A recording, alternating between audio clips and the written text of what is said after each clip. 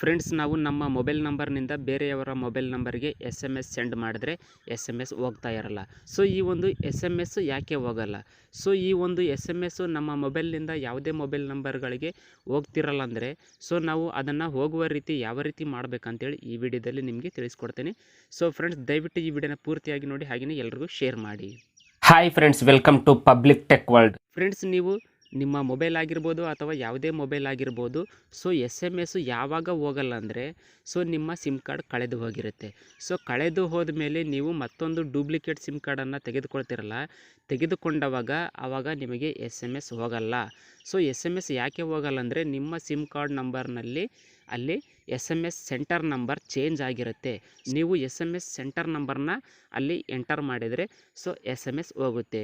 So ಆ ಒಂದು SMS centre ನಂಬರ್ನ ಯಾವ ರೀತಿ ಎಂಟರ್ ಮಾಡಬೇಕಂತೇಳಿ ಈಗ ತಿಳಿಸ್ಕೊಡ್ತೀನಿ.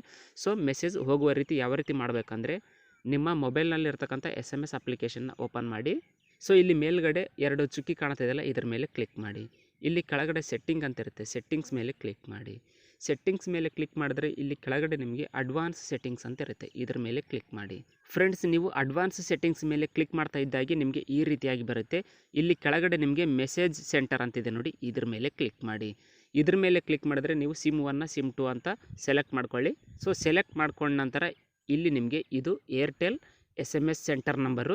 ಸೊ ಜಿಯೋ BSNL ಬೇರೆ ಬೇರೆ ಆಗಿರುತ್ತೆ. ಸೊ ಇಲ್ಲಿ ಏರ್ಟೆಲ್ ಯೂಸರ್ಸ್ ಆದರೆ ಈ ಒಂದು ನಂಬರ್ ಬಿಟ್ಟು ಬೇರೆ ನಂಬರ್ ಏನಾದರೂ ಇದ್ದರೆ ಆ ಒಂದು ನಂಬರ್ನ ರಿಮೂವ್ ಮಾಡಿ, ಈ ಒಂದು ನಂಬರನ್ನು ಇಲ್ಲಿ ನೀವು ಎಂಟರ್ ಮಾಡಿ. ಇಲ್ಲಿ ಕೆಳಗಡೆ ಇರತಕ್ಕಂಥ ರೈಟ್ ಮಾರ್ಕ್ ಮೇಲೆ ಕ್ಲಿಕ್ ಮಾಡಿ, ಬ್ಯಾಕ್ ಮಾಡಿ. ಸೊ ನೀವು SMS ಸೆಂಡ್ ಮಾಡಿ. ಸೊ ಯಾರಿಗೆ ಬೇಕಾದರೆ ಸೆಂಡ್ ಮಾಡಿ, SMS ಹೋಗುತ್ತೆ.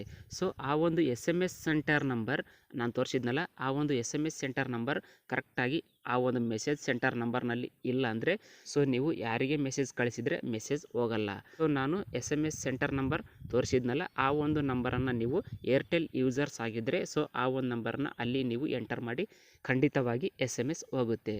ಸೊ ಜಿಯೋ BSNL ಮತ್ತು ಇನ್ನು ಬೇರೆ ಬೇರೆ ನೆಟ್ವರ್ಕ್ಗಳ ನಂಬರ್ ಬೇರೆ ಬೇರೆ ರೀತಿಯಾಗಿರುತ್ತೆ. ಸೊ ನಾನಿಲ್ಲಿ ಏರ್ಟೆಲ್ದು ಮಾತ್ರ ನಿಮಗೆ ತಿಳಿಸ್ಕೊಟ್ಟಿದ್ದೀನಿ. ಸೊ ಫ್ರೆಂಡ್ಸ್, ಈ ರೀತಿಯಾಗಿ ನೀವು SMS ಹೋಗಿಲ್ಲ ಅಂದರೆ ಈ ರೀತಿಯಾಗಿ ನೀವು SMS ಸೆಂಟರ್ ನಂಬರ್ನ ಎಂಟ್ರಿ ಮಾಡಿದ್ರೆ ಸಾಕು, SMS ಹೋಗುತ್ತೆ.